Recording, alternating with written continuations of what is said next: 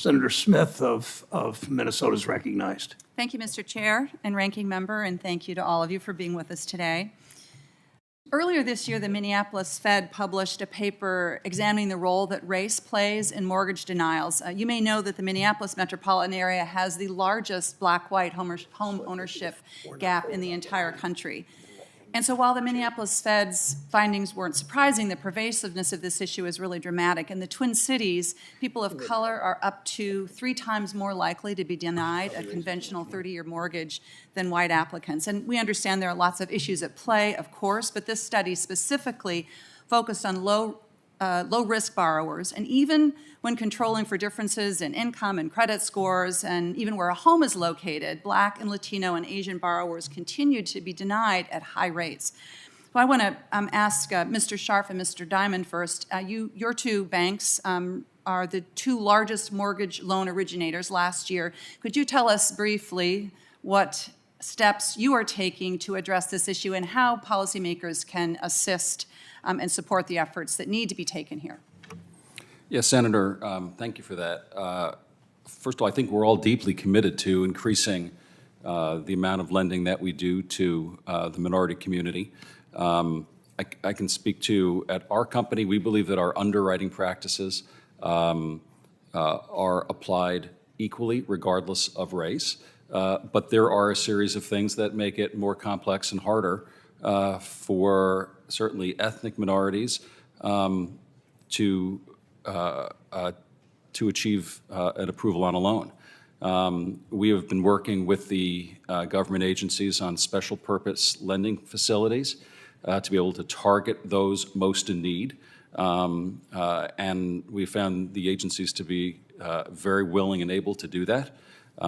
We know that things like FICO score are something which we all rely on, and certainly is part of the GSE, one of the things in the GSE underwriting criteria, and it doesn't appropriately account for things such as rent, some utilities, phone bills, and things like that. Right. And certainly for those that aren't homeowners, those payments are extremely important.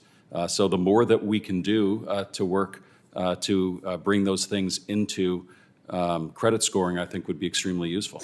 Mr. Dimon, would you like to add, please? We also are using special credit facilities, like looking at rent, utilities, et cetera. We have community branches. We opened a branch not far from where George Floyd was murdered. We're putting more loan officers in there. I agree there are problems with appraisals.